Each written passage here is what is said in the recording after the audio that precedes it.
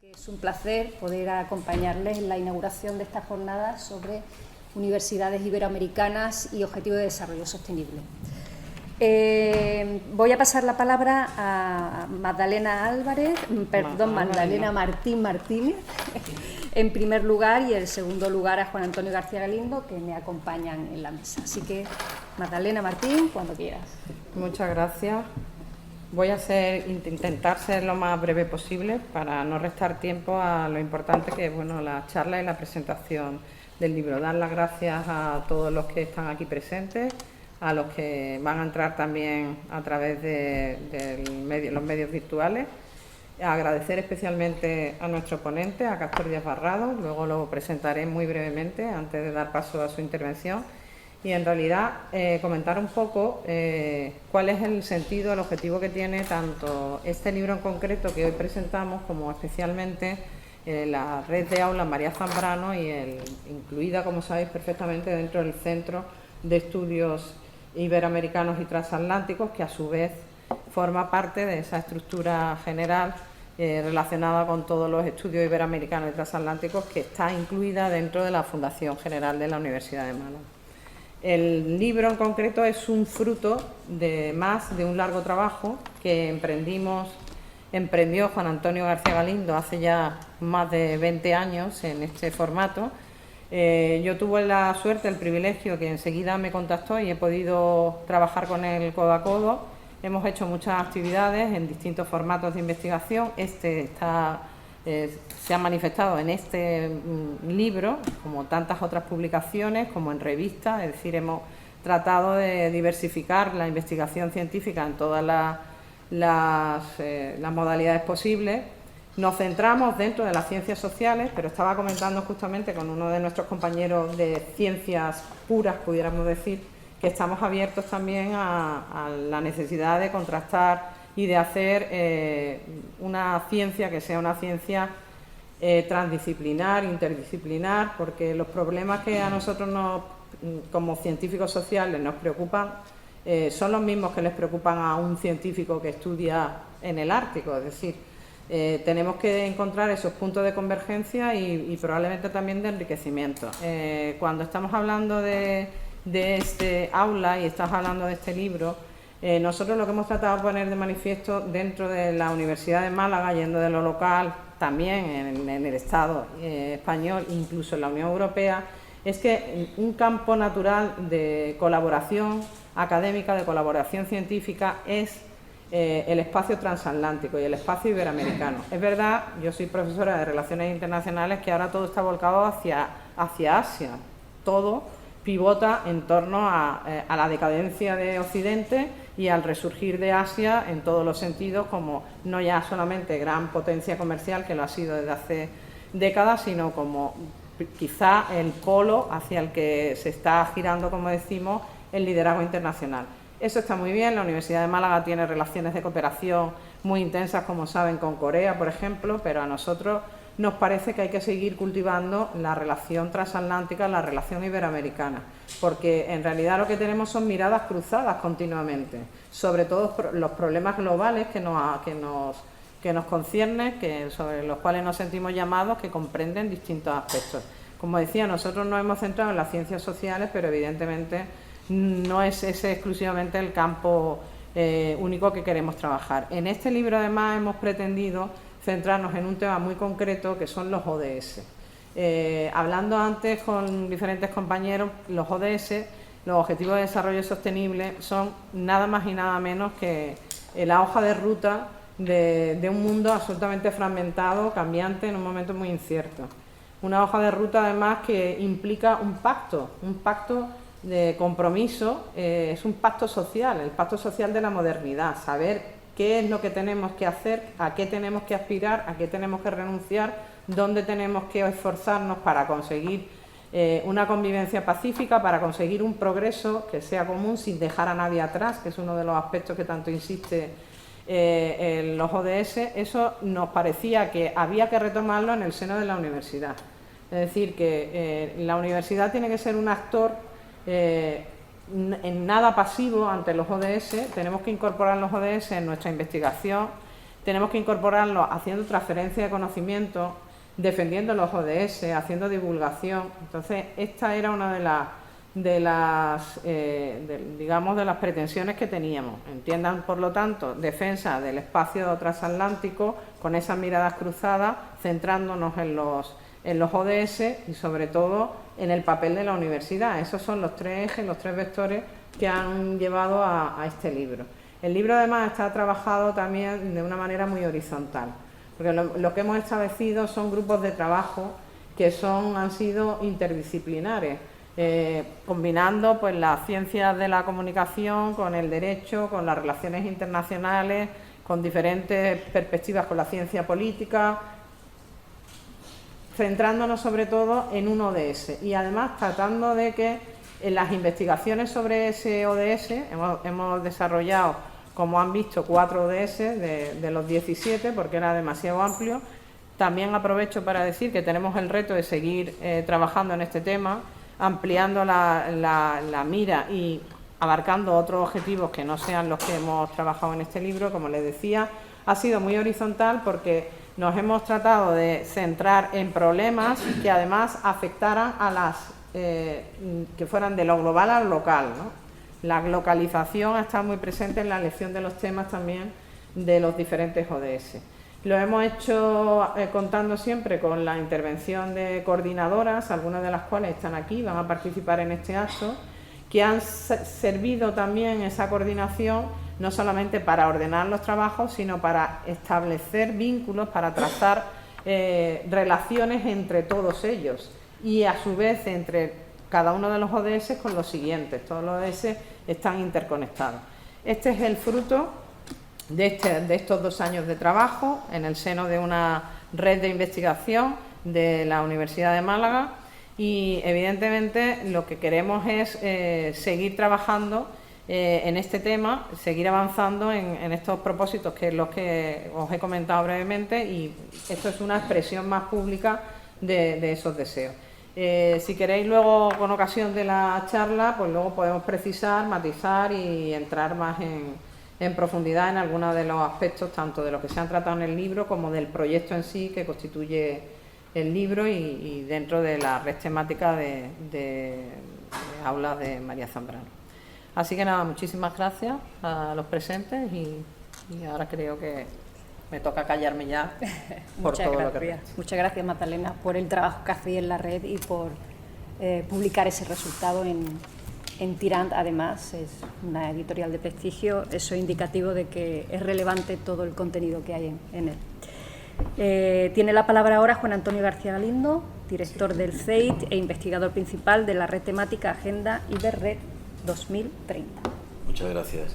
Yo voy a ser muy breve, pero quiero poner énfasis, como la profesora Magdalena Martín ya ha hecho, y lo ha hecho como a ella le caracteriza, con el rigor de presentar adecuadamente ya estas jornadas, y a mí me corresponde, en este caso, insistir en algunas cuestiones.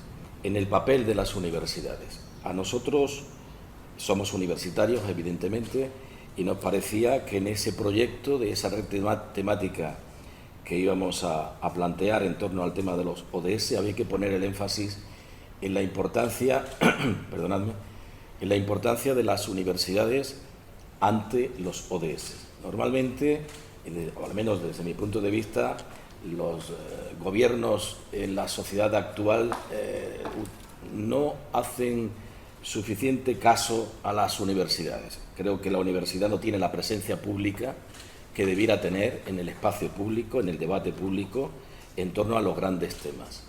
Y creo que nos corresponde a nosotros como universitarios intervenir de alguna manera en ese debate, haciendo propuestas concretas en el ámbito en el que nos movemos, que es el de las ciencias sociales.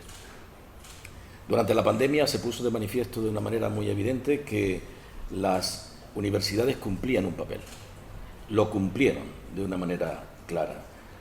Nos pilló de sorpresa, evidentemente, como a todo el mundo, pero la Universidad Española, en este caso, reaccionó de una manera clara ante los retos que la pandemia suponía para la sociedad en su conjunto.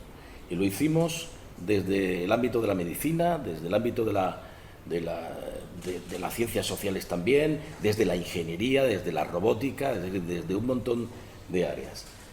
En el tema de los retos de los ODS, yo creo que el papel ha de ser muy similar. Desde mi punto de vista, la universidad puede servir de instrumento, de herramienta para la evaluación precisamente del desarrollo que esos retos de Naciones Unidas plantean. Hace escasamente unos días, el día 10, perdonadme, pero tengo una afonía post-COVID, por cierto, tengo que decirlo. Desde hace unos días, exactamente el día 10, en el marco de unas jornadas celebradas en la Universidad de Málaga por la Cátedra de Prevención y Responsabilidad Social de la Universidad de Málaga, en la que intervenía el director de la Cátedra UNESCO de Desarrollo Sostenible, precisamente, y Medio Ambiente de la Universidad de Granada, Javier Ordóñez. Él hacía la siguiente matización respecto al tema de los ODS. Decía que era necesario recuperar, y digo recuperar, y siendo esto un tema tan de moda, desmitificar en cualquier caso. Él decía a los ODS en la actualidad que se han visto envueltos desde su punto de vista en una especie de ataque continuado por parte de determinados sectores políticos y mediáticos frente a los ODS, considerándolo más bien una especie de agenda globalista que amenazaba, decía Javier Ordóñez, a la soberanía nacional y que favorecen los intereses particulares. Nada más lejos de esa consideración. Yo coincido con en lo que él señalaba en esa intervención, que no se trata de una amenaza, digamos, a la soberanía nacional, sino todo lo contrario, sino que es una oportunidad. Esa es una crítica absolutamente simplista que pasa por alto el alcance y la importancia real de estos objetivos de desarrollo sostenible. En esa línea nosotros nos hemos querido mover. Consideramos que el estudio desde los ODS, y desde las universidades, en el espacio iberoamericano en el que nos desenvolvíamos, era precisamente el gran reto académico y científico que desde el CEIP nos íbamos a proponer. El resultado ya lo ha puesto de manifiesto de una manera clara la profesora Martín, y además está este libro del cual nos sentimos realmente muy orgullosos, porque ha sido capaz de aunar equipos muy diferentes, dispersos en el mundo, que forman parte de nuestra red que, por cierto, de decir que está creciendo y que ha crecido últimamente con la incorporación de Filipinas, y que evidentemente para nosotros es una línea a la que no vamos a renunciar, sino todo lo contrario. Yo quiero agradecer a las personas que se han desplazado hasta la Universidad de Málaga, al profesor Díaz Barrado, el hecho de que haya venido hasta aquí. Lo vamos a oír ahora atentamente, pero también quiero agradecer a Alice Trindade de la Universidad de Lisboa, que también esté con nosotros, y también a las personas, bueno, la doctora Carolina Jiménez, que se encuentra aquí, está en su casa, evidentemente, pero le agradezco que participe en esta jornada de la misma manera. Pero quiero mencionar a la profesora Gisela Montiel, de la Universidad Nacional de Misiones, a Gabriela Renault, de la Universidad de El Salvador en Argentina. Ambas se encuentran en Argentina, no han podido desplazarse hasta aquí, han participado activamente en el libro, y ambas pertenecen a la red de aulas, al aula de la Universidad de Misiones y al aula de la Universidad de El Salvador en Buenos Aires. Y también, por último, no me puedo olvidar de Carolina Moreno, profesora catedrática de la Universidad de Valencia, que en este momento se encuentra en Cornell, en Estados Unidos. Por tanto, todos ellos van a intervenir ahora de manera online, y yo les agradezco enormemente ese esfuerzo por estar presentes en esta actividad. La tecnología obviamente nos lo permite, y estas tecnologías ahora híbridas, en este caso, entre lo presencial y lo digital, yo creo que es un formato que ha venido para quedarse, lógicamente. Así que muchísimas gracias a Carmen Rosa García, coordinadora académica de la Fundación General, por estar aquí con nosotros también y presidir esta mesa. Muchas gracias. Gracias.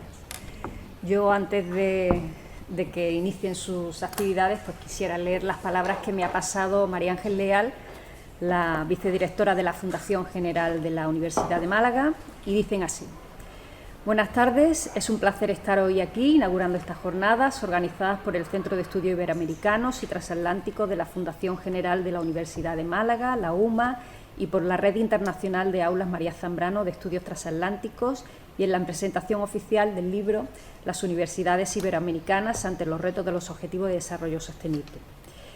Esta obra es el resultado de muchas sesiones de trabajo realizadas por más de 30 investigadores e investigadoras asociados a esta red, Iberred 30, y, por supuesto, dar las gracias siempre al apoyo incondicional de nuestra universidad a estos estudios en el marco del plan propio de la universidad. Las universidades ya están desarrollando un papel esencial en las políticas que derivan de la implementación de los Objetivos de Desarrollo Sostenibles y contribuyen no solo a la investigación en estas líneas, sino también a estrechar vínculos con otros agentes políticos, económicos y sociales. Dar la enhorabuena a todos y todas las investigadoras que han hecho posible este libro y, por supuesto, mi más sincera enhorabuena a Juan Antonio García Galindo, director del CEIT e investigador principal del proyecto Iberred 2030, sin cuya labor muchas de estas estrategias que se vienen desarrollando con las universidades iberoamericanas no sería posible. A través del CEIT se apuesta por el fortalecimiento de estos vínculos, y a Magdalena Martín, especialmente también por su gran apoyo y coordinación en este excelente proyecto. Yo añadiría que especialmente este trabajo me parece relevante porque, como ha dicho Magdalena, la geopolítica y la economía actualmente gira en otros lugares del mundo que los hacen protagonistas, y necesariamente dar un espacio a las universidades iberoamericanas no solo es relevante, sino también es una obligación moral para nosotros. Así que enhorabuena por el trabajo que hacéis y sobre todo por la relevancia que tiene dentro del conjunto de actividades, tanto formativas como culturales y científicas, que se desarrollan en la Fundación General de la Universidad. Enhorabuena. Muchísimas gracias. Sí, damos paso directamente. Pues vamos a empezar con el acto académico en sí y con la intervención de nuestro invitado, que, como ya sabéis, es Cástor Díaz Barrado. No voy a hacer una presentación al uso, no suelo hacerla nunca y creo que él me lo va a permitir. Simplemente comentarles que es catedrático de Derecho Internacional Público y Relaciones Internacionales en la Universidad Rey Juan Carlos. Además, es el director del Centro de Estudios de Iberoamérica de esa misma universidad, que es un centro que tiene ya muy consolidado. También realiza un montón de actividades científicas, tiene revistas escritas, etcétera. Y luego también, en tercer lugar, es un especialista en ODS, o sea que hemos encontrado a la persona perfecta y hemos tenido la suerte que ha accedido a venir. Yo le he pedido que hable más o menos una media hora. Como los juristas vamos a incluir siempre alguna perspectiva jurídica, pero evidentemente la charla está mucho más abierta que a lo que exclusivamente concierne al derecho internacional. Se trata, como decía Juan Antonio, de poner en valor la importancia que tienen los ODS frente a estos ataques indiscriminados, que parece que los ODS forman parte de la polarización y de la guerra contra objetivos que son tan claros y evidentes como la erradicación de la pobreza o la igualdad de género. Por eso queríamos que él lo enfocase también en la importancia que tienen en el contexto universitario y el valor que frente a esos ataques queremos darle a los ODS. Así que muchas gracias, Cástor, por venir. El público somos pocos, pero estaremos aquí atentos y tienes más o menos media hora, lo que tú consideres. Así que... Y antes de comenzar, pues quisiera expresar en primer lugar mi agradecimiento y mi satisfacción. Mi agradecimiento a la Universidad de Málaga, en particular al Centro de Estudios Iberoamericanos y Transatlánticos, por haber tenido la amabilidad de invitarme a participar aquí en este seminario y poder hablar profesional sobre el objetivo de desarrollo sostenible, ¿no? Y ese agradecimiento yo quisiera plasmarlo en todas las personas que se encuentran aquí, pero permítanme en particular a la profesora Magdalena Martín, por no solo la relación profesional que hace tiempo que nos une, sino sobre todo por el cariño personal. En segundo lugar, expresar mi satisfacción. Mi satisfacción por dos razones. La primera es porque esto me ha permitido venir aquí a la Universidad de Málaga y a la ciudad de Málaga. Tanto Juan Antonio como Magdalena han dicho que me agradecen que yo haya cedido. No me tiene que agradecer nada, porque venir a una ciudad tan bella, y sobre todo que se come tan bien. Porque yo cuando no voy a los sitios a dar conferencias, yo voy a comer.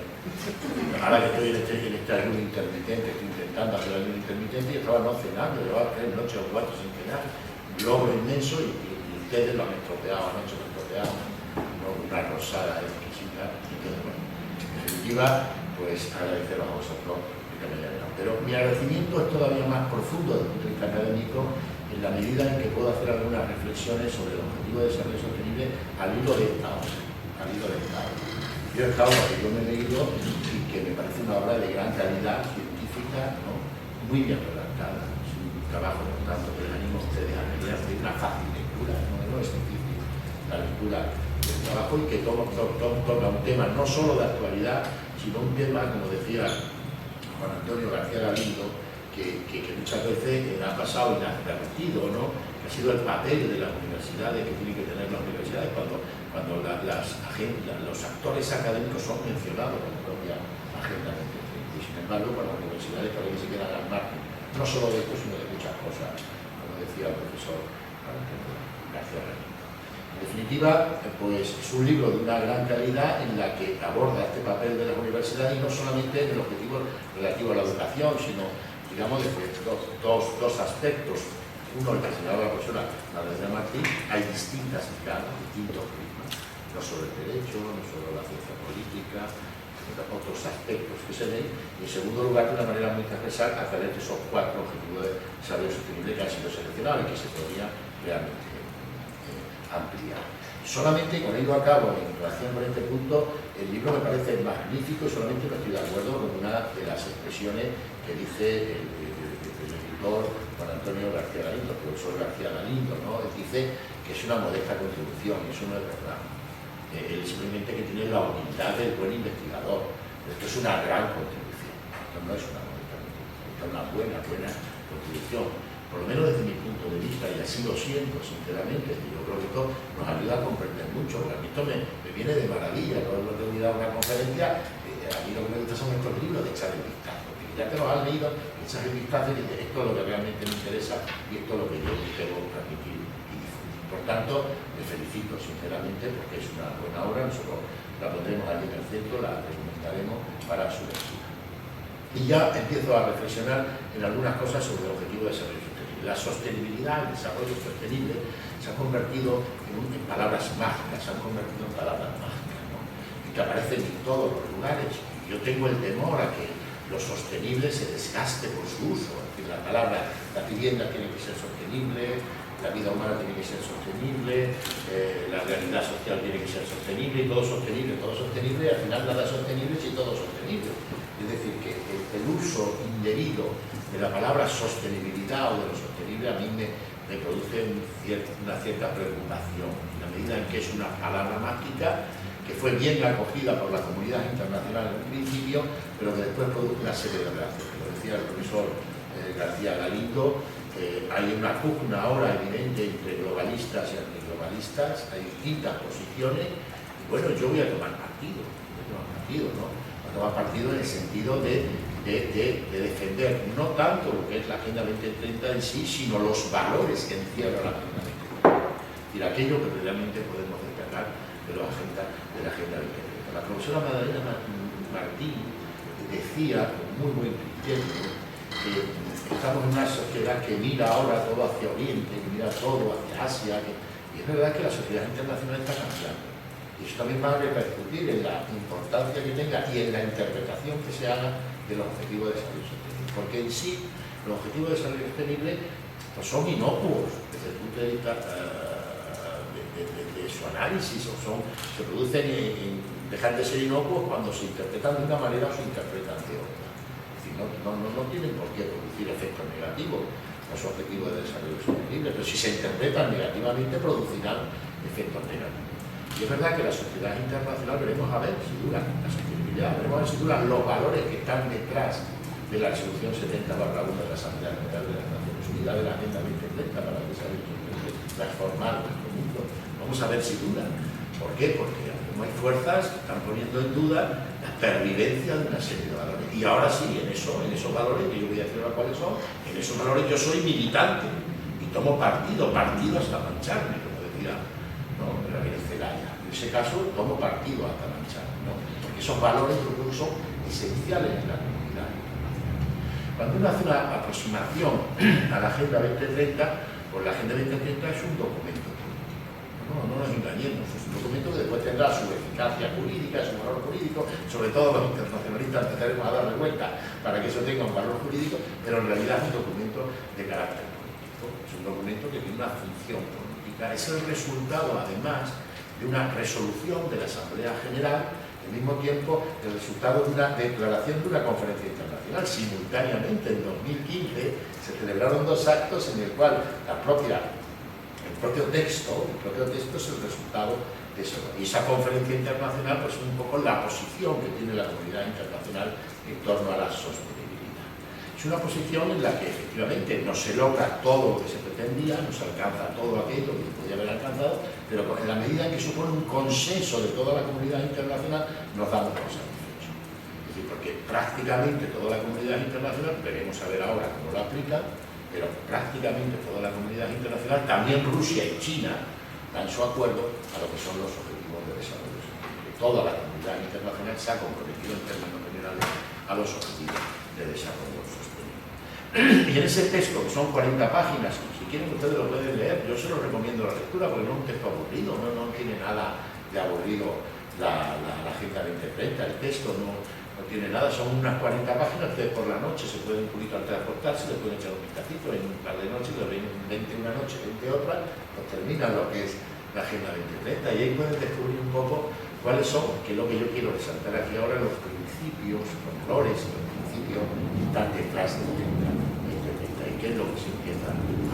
La agenda, el texto es un texto de un discurso, un relato y después ya simplemente una precisión de esos 17 objetivos de desarrollo sostenible con las 169 metas, es decir, aproximadamente unas 10 por objetivo, no necesariamente son 10, son 12, son 11, son 9, pero aproximadamente unas 10 por objetivos. Y es que en las metas es donde está después la clave del asunto, porque es lo que tratamos de construir objetivos. Valores que están presentes en la Agenda 2030 son algunos que voy a señalar ahora, pero también hay ausencias. También hay la ausencia de algún valor importante. ¿Cuáles son los valores que cubren a la sociedad, a la comunidad internacional en la actualidad? Yo creo que desde 1945 hasta ahora se han ido gestando una serie de valores, ¿no? porque ahora veremos cómo la resolución 70/1 no es un documento cualquiera, es un documento muy relevante en la comunidad internacional, lo dirán los que vienen después que nosotros. Dentro de 10, 15 años dirán, esa resolución 70/1, que era una mera recomendación de la Asamblea General, tendrá su valor, lo dirán, yo creo que lo dirán. Pues eso se ha ido realizando una serie de valores que son fundamentales. El primer valor es la paz. La paz es el primer valor. Y ese valor está presente en la Agenda 2030, no excesivamente, no desde una perspectiva completa, quizás porque porque existe la convicción de que no existe desarrollo sostenible sin paz y no existe paz sin desarrollo sostenible, pero en todo caso que no existe desarrollo sostenible sin paz y que en la medida en que no haya paz no va a haber desarrollo sostenible. Y también, por otra razón, porque la comunidad internacional ya ha desarrollado suficientemente el valor de la paz para que esté dentro de las entrañas de la propia comunidad internacional y existan mecanismos de la comunidad internacional para asegurar el mantenimiento de la paz y la seguridad internacional, para garantizar el mantenimiento de la paz y la seguridad internacional. Por tanto, no se encontrarán ustedes un gran despliegue en la Agenda 2030 en torno a la paz, pero aparece la paz. Ahora veremos cómo aparece la paz en lo que se llama las esferas de importancia crítica para la humanidad y el planeta. Son las palabras claves. Ahí está la esencia de todas las 40 páginas, las esferas de importancia crítica y que constituyen las 5 P's, solamente de 5 P's, y una primera es la paz, ¿no? Pero bueno, la paz no establece. Lo que hace simplemente la Agenda 2030 en el valor de la paz, pues es poner el acento en algunas de las dimensiones de la paz. Y ahí tenemos el objetivo 16, que es muy bien analizado en este libro que nos ocupa, pero ahí, por ejemplo, no está lo que está preocupando en este momento a la comunidad internacional, ¿no? Con lo que tenemos con la guerra en Gaza, tenemos con la guerra en Ucrania, tenemos con la intervención de Irán en Israel, ¿no? Son conflictos interestatales o semi-estatales, ¿no? Pues no, Gaza, si no es un Estado, pues prácticamente es una realidad, ¿no? Por los palestinos, una realidad ya estatal o semi-estatal, eso no plantearía problemas. Y Ucrania incluso no hay ninguna dificultad en calificar eso. Por tanto, la Agenda 2030 no penetra en las cuestiones tradicionales de la paz, porque las cuestiones tradicionales de la paz ya han sido resueltas por la comunidad internacional. Y ya sabemos cómo resolverlas. Otra cosa es que la resolvamos, que la registremos en la situación de conflicto, ¿no? El segundo valor, que es el valor ausente, el gran valor ausente, en la Agenda 2030, es el valor de la democracia. El valor de la democracia es un valor ausente. La democracia está en horas bajas. La democracia está en momentos de debilidad. La democracia no es un valor sustentado con fuerza por la comunidad internacional. Hay sectores muy relevantes de la comunidad internacional que no admiten la democracia, que no quieren un régimen democrático, y para nosotros es fundamental. Para nosotros que somos occidentales, ¿no? Para nosotros que somos europeos, ¿no? Yo siempre me dicen, bueno, ¿usted por qué defiende la democracia y los derechos humanos? Digo, porque soy un tío de Trujillo. Es decir, porque soy un tío de Trujillo, y tiene que defender la democracia y los derechos humanos, porque forma parte de nuestra tradición, nuestra cultura. La democracia no aparece muy poco mencionada, nada, como valor nada, como principio nada. Está en una red de sociedad democrática, así, sin importancia a lo largo, y no se le da ni. Claro, esto es preocupante, porque la democracia es el gran valor de 1989, de la caída del muro de Berlín, y de 1990, de la Carta de París para una nueva Europa. Esa es la democracia, es de la OSCE, es del Consejo de Europa, es de la Unión Europea, es de América. América es el país de la democracia, América en su conjunto, y cuando uno ve el asalto al Capitolio, pues uno dice, bueno, aquí está pasando algo, y cuando uno ve que ya no solo Cuba, sino también Nicaragua y también Venezuela abandonan el régimen democrático, pues uno ve que esto está fallando. Y la Agenda 2030 no le preocupa la democracia, no puedo decir soy exagerado, pero no le preocupa la democracia. Es posible, voy a decir con toda crudeza y con toda... muy duro, es posible el desarrollo sostenible sin democracia. Porque así piensa China, porque China piensa que el desarrollo sostenible es posible sin democracia. Sin embargo, nosotros pensamos que no, el desarrollo sostenible tiene que venir acompañado de la democracia. Porque para mí, y ahora lo diré, el concepto fundamental del desarrollo sostenible sigue siendo el ser humano. Es el ser humano el punto básico de todo el desarrollo sostenible. Y lo he intentado demostrar. Por tanto, la democracia es un valor ausente, de manera bastante significativa en la Agenda 2030. Claro, tenemos que agrupar a estados como Rusia, que han perdido la democracia, a estados como China, que no han tenido nunca democracia, a pesar de que hay datos muy significativos. El Latinobarómetro se hizo una encuesta en América Latina respecto a si China era o no un estado democrático, y como China ahora es rica, dijeron, sí, es democrático, porque entienden que lo rico es democrático, no, deben ser rico y no ser democrático el Estado, ¿no? Y salió que sí, no, sobre todo en Centroamérica, salía que China era un estado democrático. Yo no sé si estaban pensando en Taiwán, ¿no? Pero no voy a tocar ese tema, que entonces va a ser, no sé si estarían pensando en Taiwán, ¿no? La isla de Formosa, ¿no? Pero en definitiva, eso falta, eso hay una ausencia muy significativa en la Agenda 2030. El tercer valor que se acogió por la comunidad internacional, que se fue conformando progresivamente, estoy partiendo desde 1945, porque antes de 1945 estos valores no estaban perfectamente consolidados en la comunidad internacional. Va a ser el respeto de los derechos humanos. Efectivamente, el respeto de los derechos humanos va a ser fundamental. Y la Agenda 2030 acepta los derechos humanos. Todo lo que podía aceptarlo, quizás no, pero acepta los derechos humanos. Mira, hay por lo menos una referencia general a que la Agenda 2030 se llevará a cabo en el marco de la Declaración Universal de los Derechos Humanos y de los tratados sobre derechos humanos que se han sido aprobados en el marco de la comunidad internacional. Bien, con esa referencia nos damos por satisfechos. Prima fácil, nos damos por satisfechos con esa referencia. Podía haber entrado un poquito más, podía haber fortalecido, robustecido, ¿no?, el concepto de derechos humanos al hilo de la redacción, pero bueno, lo hace, lo va mencionando, lo menciona en 2 o 3 ocasiones, por tanto, incluso en una interpretación benéfica, favorable, se podría decir que muchos de los objetivos de desarrollo sostenible tienen un contenido de derechos humanos, ¿no? Porque si yo hablo de educación, estoy hablando de derechos humanos, si yo hablo de salud, estoy hablando de derechos humanos. Por tanto, esos primeros contenidos de derechos humanos, los primeros objetivos de desarrollo sostenible hablan de derechos humanos. Y precisamente ponen el acento en aquello que falla en la comunidad internacional en materia de derechos humanos. Hablen de ustedes, si quieren, de derechos humanos de tercera generación, de cuarta o de quinta dimensión. Yo no voy a entrar en esa discusión, pero primero vamos a cumplir la segunda, ¿no? Y esa segunda generación son los derechos de contenido social. Y que los derechos de contenido social es lo que hay que cumplir todavía en la comunidad internacional. Lo decía el secretario general de Naciones Unidas, Boutros Ghali, en 1993. Ustedes recuerdan, en 1993 se celebró en Viena, una ciudad muy bonita, a mí me resulta aburrida, pero muy bonita, una ciudad muy bonita, la segunda cumbre mundial de derechos humanos. No ha habido más, esa es la segunda. La primera fue en Tel Aviv en el 68 y la segunda fue en Viena. Con ello cerramos un siglo. En el 93, digamos, cerrábamos el siglo XX.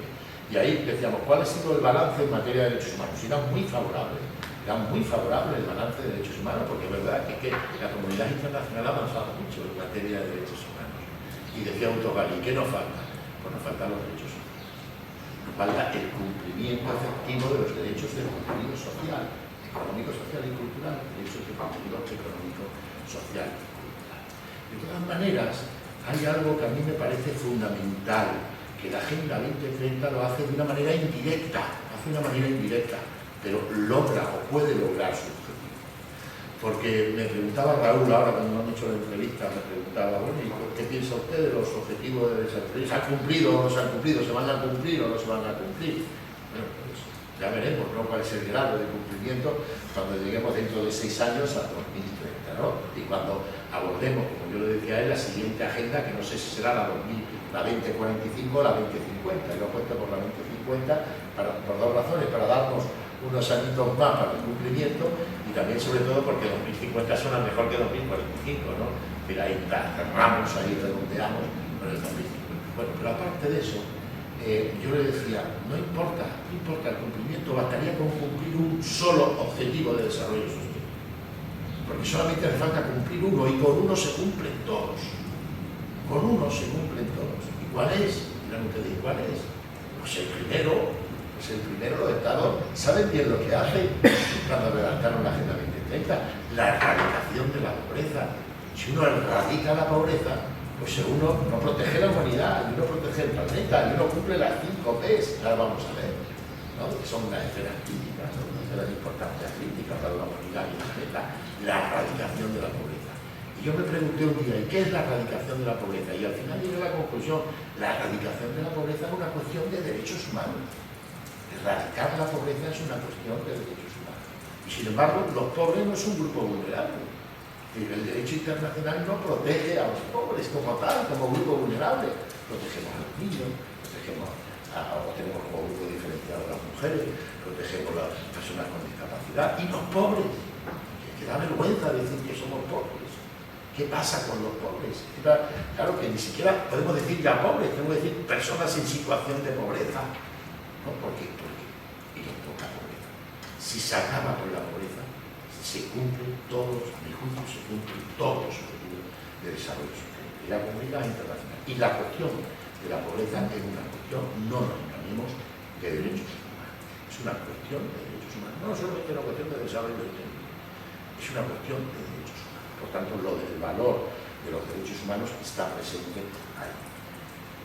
Preservemos eso, ya que no hemos podido preservar la democracia como valor esencial dentro de los objetivos de desarrollo sostenible. Preservemos, por ejemplo, el respeto y la protección de los derechos humanos como valor fundamental. Llevamos esos tres valores que a mi juicio quedaron asentados en el decenio de los 90, que como saben ustedes fue un decenio feliz para la comunidad internacional, ¿no? Uno se levantaba por la mañana y cada día recibía buenas noticias en la comunidad internacional, ¿no?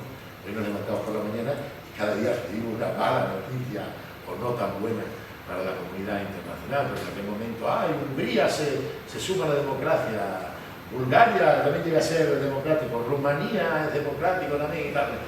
Cada día aumentaba el número de estados democráticos, ¿no?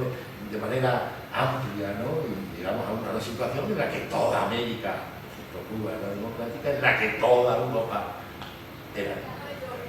Y ahora, sin embargo, estamos perdiendo eso. En los años 90 se consagran esos tres principios que son la paz, que son la democracia y que son los derechos. La paz está, ahora más que en la Agenda 2030, la democracia está ausente de manera significativa. Totalmente ausente, pero no forma parte de los valores de la Agenda 2030, y los derechos humanos, directa e indirectamente, los rescatamos como un valor. Y faltaba el cuarto valor, ¿no? El cuarto valor. ¿Y cómo se llamaba el cuarto valor en 1990? El desarrollo. Se llamaba el desarrollo. Entonces uno iba viendo, porque claro, los años 90 son los años de las grandes conferencias internacionales, no sé si recuerdan ustedes. Ahí, por ejemplo, tenemos la conferencia de Beijing, ¿no? Para mí toda la vida era Pekín, pero bueno, ahora lo llaman Beijing, me encantaba Pekín, que no era la pronunciación, pero bueno, la conferencia de Beijing, y la conferencia de Estambul, ¿no? La conferencia de Naciones Unidas sobre los derechos del niño, y así sucesivamente. En los años 90 se celebran las grandes conferencias, y en todas esas conferencias, y se celebra en 1992 la conferencia de Río, la cumbre de la Tierra. Y todas esas conferencias, y sobre todo en la de Río, aparece el concepto de desarrollo, que ya venía del desarrollo. Claro, pero el desarrollo tenía como dos dimensiones. Por una parte, lo que era el desarrollo, que incluía el desarrollo económico y social, y por otra parte, lo que era el medio ambiente, que era otra cosa distinta. Yo recuerdo que estaba haciendo mi tesis doctoral, buena parte de mi tesis doctoral la hice en Barcelona, y ahí había un centro de documentación europea, ¿no? Y a mí lo primero, y eso me hizo entender mucho, pues si alguno de ustedes son juristas, entender lo que era vinculante y no vinculante, me hizo entender perfectamente una imagen, que fue que en aquel centro en el que yo iba, había una sala, yo consultaba una sala de consejo de seguridad, pero había una sala grande, que después tenía otra subsala de cama, que era la alcoba, aquella antigua que había, ¿no? Había una sala, después otra sala, y entonces digo, ¿y qué hay ahí? Dice, ahí está todo del medio ambiente. Lo del medio ambiente era lo que más había, era mucho. Entonces digo, ¿eso para qué vale? Eso es lo que hay en el medio ambiente. Muchas normas, pero sin ningún valor, muy poco valor. La cuestión del medio ambiente era una cuestión que estaba pendiente en la comunidad internacional, ¿no? Que desde el año 1970, la Declaración de Estocolmo, pues había consagrado el concepto del medio humano, desarrollo humano, medio ambiente, y desde ahí se había desarrollado. Y en la Cumbre de la Tierra, pues ya adquirió con el desarrollo sostenible en la Agenda 21 un valor más fundamental. Bien, ese concepto de desarrollo, ¿no? A través también de la Declaración del Desarrollo, que era distinta y que tenía un carácter más económico y social, y otro tenía un carácter más medioambiental, pues finalmente la comunidad internacional dijo, no, esto tenemos que unir. Esto tenemos que unir. No puede ir por aquí un principio y por aquí puede ir otro, un valor, sino que estos valores hay que unirlos. Y eso es lo que hace la Agenda 2030, como último instrumento que une definitivamente, pasando por Johannesburgo, pasando por Río 2, etc., pero une definitivamente el desarrollo con la palabra sostenible. Une el desarrollo y el medio ambiente. Un desarrollo sostenible. Y ese es el tercer valor que aparece como, el cuarto valor que aparece como fundamental. Si en el año 90 le llamábamos el desarrollo, hoy llamamos a eso el desarrollo sostenible. Y la Agenda 2030 es el instrumento fundamental para afirmar el desarrollo sostenible como un valor de la comunidad internacional. Y a partir de ahí ya podemos reflexionar, y yo no voy a entrar en lo jurídico, porque si no, a partir de ahí ya podemos reflexionar si es un principio esencial, si es un principio estructural, si no lo es, etc. Pero desde luego, desde el punto de vista político, es un valor esencial de la comunidad internacional, gracias a la Agenda 2030, que ha dado un gran espaldarazo a esa. Y ahí se combina, efectivamente, lo que dice la propia Agenda 2030, que el desarrollo sostenible tiene tres dimensiones. Claro, eso es lo que está diciendo, lo dice, lo reitera dos veces. Lo había tomado de conferencias anteriores, pero lo reitera: la dimensión económica, la dimensión social y la dimensión medioambiental. La dimensión económica, la dimensión social. Dos precisiones, nada más que voy bien, ¿no? Dos precisiones. Sobre eso de la dimensión económica, dimensión social y dos precisiones. Y la primera es que yo creo que la dimensión económica no está suficientemente desarrollada en la agenda 2030. Que se ha puesto mucho más el acento en lo social y en lo medioambiental, más moderno, gusta más, ¿no? Es decir, lo económico, cuidado, crecimiento económico, sí, pero inclusivo. Claro, pero es que tiene que haber crecimiento económico, porque si no hay crecimiento económico no hay desarrollo social, y si no hay crecimiento económico no hay desarrollo medioambiental. Por tanto, debería haberse puesto un poquito más el acento en las cuestiones del crecimiento económico. De acuerdo, sostenible, de acuerdo, inclusivo, de acuerdo, como ustedes quieran, pero un poquito más. Que no dé miedo lo económico, Se puede producir un desarrollo económico y un crecimiento económico en los parámetros de la propia Agenda 2030. Haberlo reducido a simples frases dentro del relato de la Agenda 2030 y al objetivo número 8, ¿no? En la que mezcla ahí lo que es el crecimiento económico con el trabajo decente, pues no acabo de entrar muy bien, no lo acabo de entender. Es decir, tiene algunos desajustes, a mi juicio, la Agenda 2030, que no quita en nada el valor que tiene la propia Agenda 2030. Por tanto, esa es la primera precisión que yo tendría que hacer en eso de que el desarrollo, las tres dimensiones de la Agenda 2030. Tiene esas tres dimensiones, pero en lo económico podríamos caer. Y la otra precisión, la segunda es, en la segunda no tengo una opinión formada. Tengo una opinión formada, pero no tengo una opinión definitiva, decisiva. La pregunta es, ¿falta alguna dimensión? Tenemos la dimensión económica del desarrollo sostenible, sin ninguna duda. Tenemos la dimensión social del desarrollo sostenible, muy asentada, y ahora pondré el acento en ella porque me gusta. Y tenemos una dimensión medioambiental, que es el campo también, ¿no? Y tiene su importancia en los efectos prácticos. Falta alguna dimensión. No tengo una opinión definitiva de si decir sí o decir no. Una vez le digo que sí, otra le digo que no. Entonces tengo una conferencia, incluso alguna grabada, una que estoy ahí eufórico, sí, y otra que estoy un poco más. ¿Cuál es la dimensión cultural? La dimensión cultural podría ser una dimensión propia del desarrollo sostenible, que tuviera su importancia.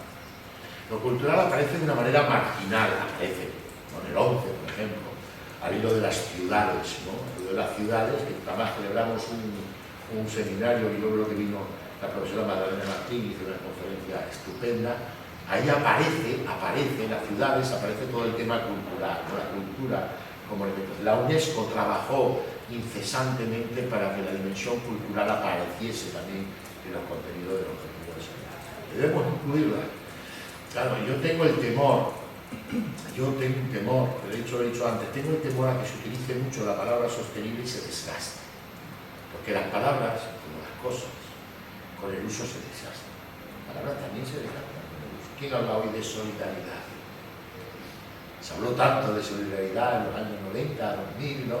Que ahora todo el mundo dice solidaridad, como si eso ya no se hiciera, con lo importante que es la solidaridad. Sin embargo, pues se desgastó la palabra. ¿Cómo decía esa canción de Rocío Jurado? Se me gastó la palabra de tanto amarte, ¿cómo fue eso? Pues algo así, ¿no? De tanto amar la palabra muchas veces salió sostenible, se nos desgasta, ¿no? Pues por eso habría que tener cuidado también en que se perdieran los perfiles del desarrollo sostenible. Yo no quiero que se pierdan los perfiles del desarrollo sostenible. Yo creo que yo hable del desarrollo sostenible y yo piense en planeta, yo piense en personas, yo piense en paz y yo piense sobre todo en una palabra bellísima que es la que aparece en las 5 P's, que es la palabra prosperidad. Es una palabra en la que muchas veces se pone el acento, que es eso así. Entonces, claro, si nosotros tenemos una palabra que vamos ampliando una dimensión económica, social, medioambiental, ahora cultural, después institucional, después, al final se convierte todo en desarrollo sostenible. Por tanto, muchas veces tenemos una visión muy vaga, muy general de lo que es el desarrollo sostenible. Tampoco está mal, tengamos una visión general, si es posible positiva, ¿no? El contenido, que se pueden aceptar las críticas, efectivamente, la Agenda 2030 es mejorable, podemos mejorar el contenido de la Agenda, pero este libro contribuye primero porque se hace una perspectiva científica, pero una lectura sencilla, que a mí eso es lo que me ha impresionado, una lectura sencilla, perdón la expresión, no lo digo en un sentido peyorativo, ¿no?, sino mejorativo, de divulgación científica, que eso es lo bueno, ¿no? Es decir, que el investigador baje, ¿no?, y a través de eso tenga un lenguaje muy claro. Y en segundo lugar, porque expresa algo que es fundamental, que el desarrollo sostenible, que la Agenda 2030 no es una labor solo de los Estados. Es decir, que ya sabemos que los Estados son los poderosos, ya sabemos que los Estados son los que tienen que llevar a cabo el cumplimiento de los objetivos de desarrollo sostenible, pero es que es una labor de la sociedad civil, y dentro de la sociedad civil está el sector académico, que eso es fundamental, y que lo dice la propia Agenda 2030, la implementación de la Agenda 2030. Tenemos que contar con los Estados, con las organizaciones internacionales, que saben que ustedes cada día tienen un papel más relevante en esta materia, más notable y sobresaliente en esta materia, y al mismo tiempo también con la sociedad civil. Por tanto, que se hayan contribuido, yo creo que es fundamental. A mí me gustaría ver a la Agenda 2030, pues verla como, les voy a decir un pequeño verso, si me parece que lo he seleccionado aquí, ¿no? Un pequeño verso de Antonio Machado, que ustedes conocen, que es nuestro poeta por excelencia, y por tanto, más aquí en Andalucía, ¿no? Entonces me gustaría ver la sociedad y la comunidad internacional como Antonio Machado veía los campos de la ETA, después de venirse de Soria, una vez que había muerto Leonor, se vino a un campo de la ETA, y paseando por los campos de la ETA, pues empezó a hacer las mismas descripciones que él hacía de allí del Duero y de Soria en su momento, ¿no? Hizo una descripción en un poema muy bonito que se llama, no es Caminante, se llama Caminos. Poema, a ver, lo tengo yo aquí ahora, que no hay. Lo tenía yo aquí y se ha ido esto, aquí está. En un poema que se llama Caminos, y él lo veía así. Y me gustaría verlo así, sin que faltara nada, sin que faltara tampoco la democracia en la Agenda 2030, ¿no? Entonces yo ver de esta manera cómo se conforma la comunidad internacional a través de la Agenda 2030. Así será. Los caminitos blancos se cruzan y se alejan, buscando los dispersos caseríos del valle y de la sierra, caminos de los campos. Ay, ya no puedo caminar con ella. Muchas gracias. Bueno, a mí me ha parecido muy ilustrativa tu conferencia, y te agradezco enormemente que la hayas dado, ¿no?, que la hayas expuesto. A propósito justamente de, no es exactamente una pregunta, pero es una digresión en torno a algo que tú acabas de mencionar, el tema de los conceptos asociados a la sostenibilidad, y hablas de la economía,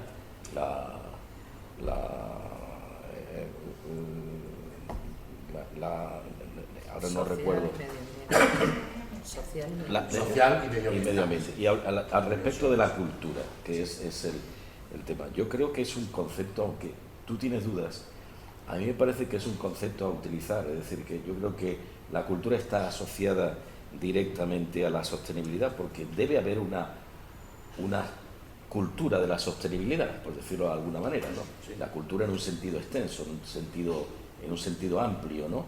Y creo que últimamente, afortunadamente, con la evolución de los estudios culturales, estamos viendo cómo hay cuando hablamos de cultura ya no estamos refiriéndonos solamente a esa cultura académica, sino que hablamos más de una perspectiva macro, de una perspectiva social. Y entonces, en ese sentido, a mí me parece que educar, formar a los ciudadanos en el tema de la sostenibilidad es una manera también de incorporar la cultura como concepto necesario también para entender esto, ¿no?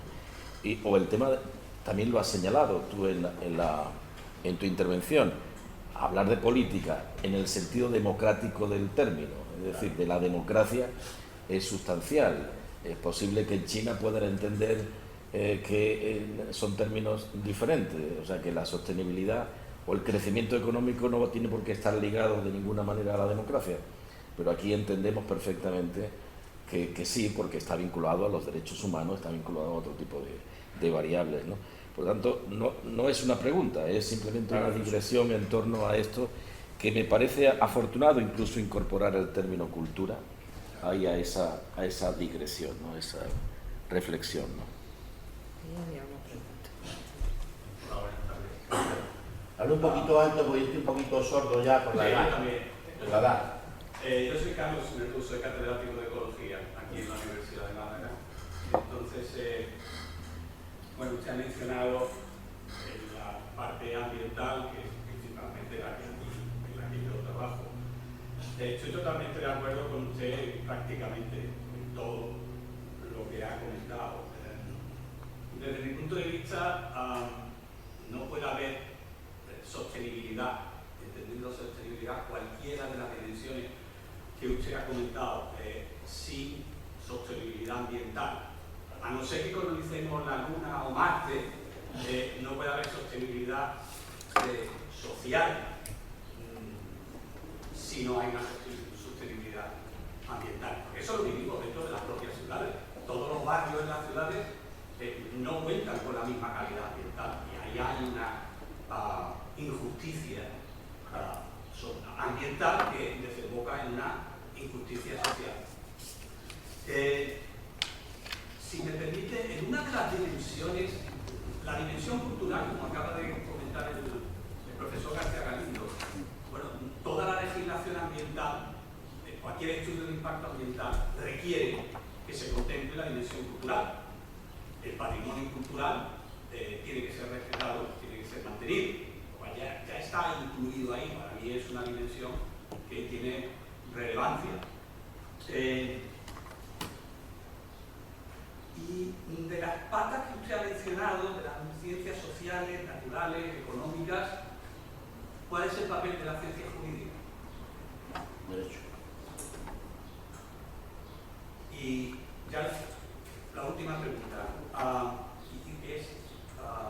va en relación con lo último que usted ha mencionado.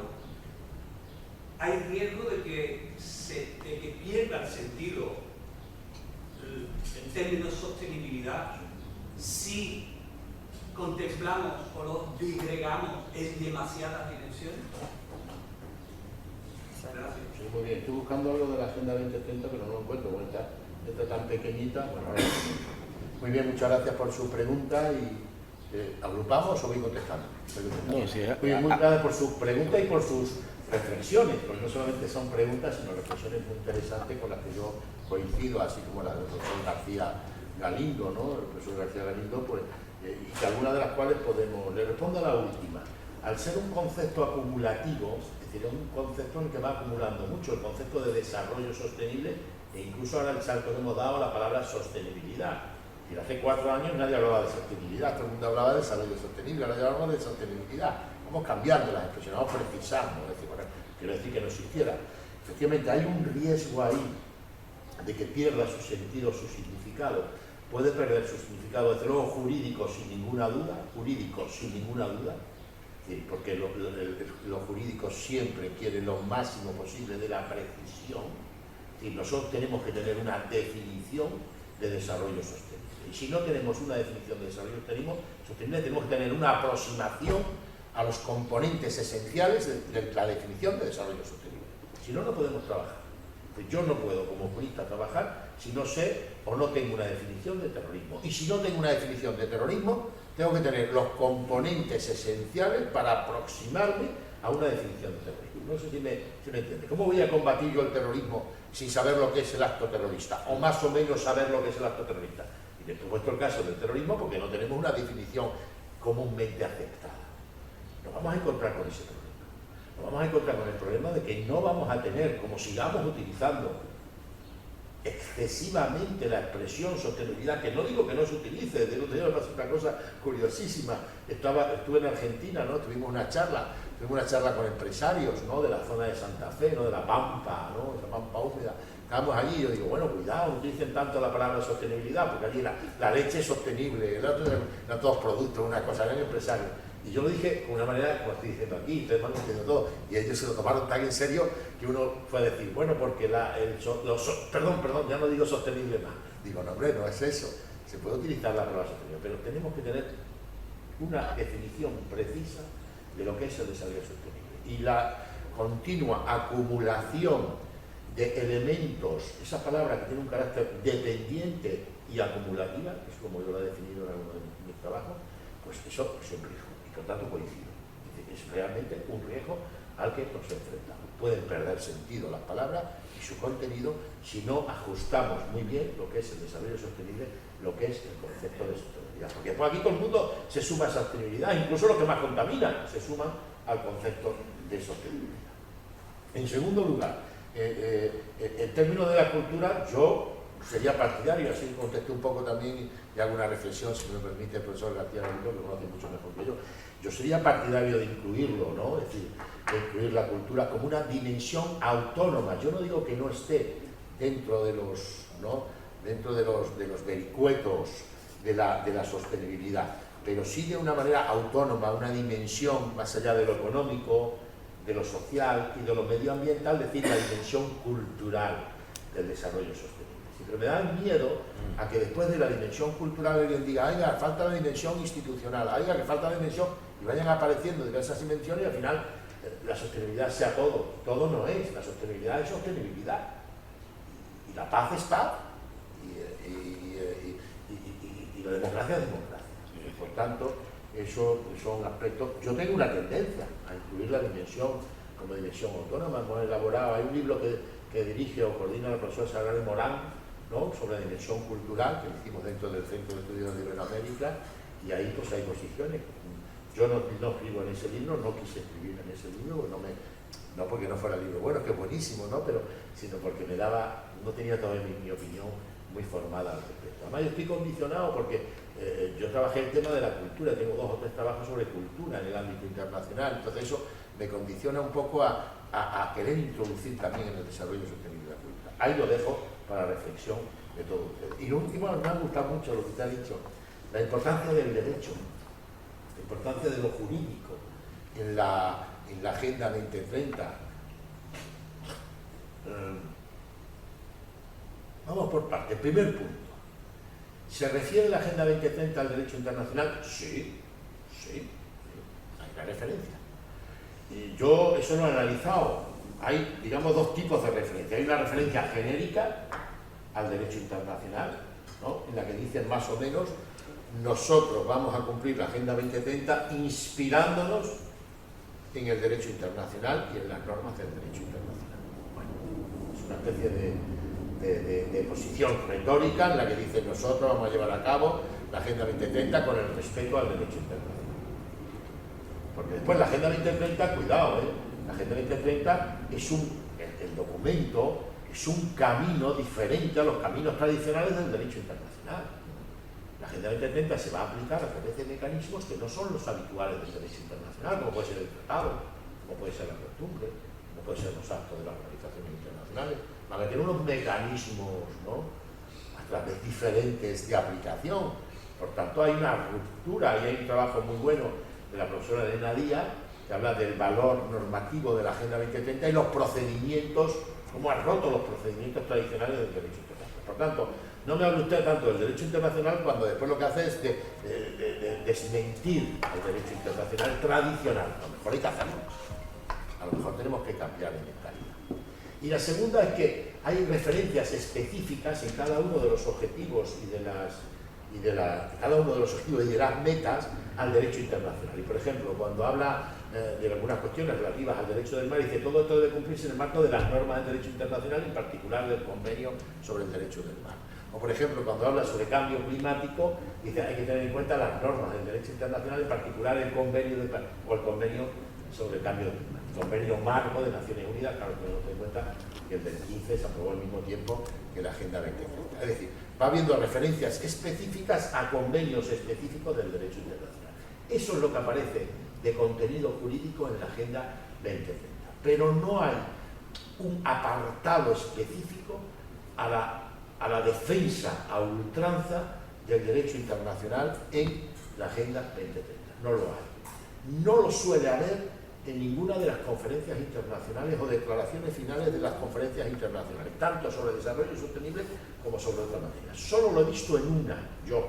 Si ustedes encuentran alguna más, me lo dicen. ¿Dónde lo he visto? Pues en un sitio curioso, que es en 1991. En 1991 se celebra en la ciudad de Guadalajara, en México, la primera cumbre iberoamericana, ¿no? En la que se reúnen los estados iberoamericanos, para que ustedes me entiendan. la cumbre del ¿por qué no te callas? ¿No? Pues eso.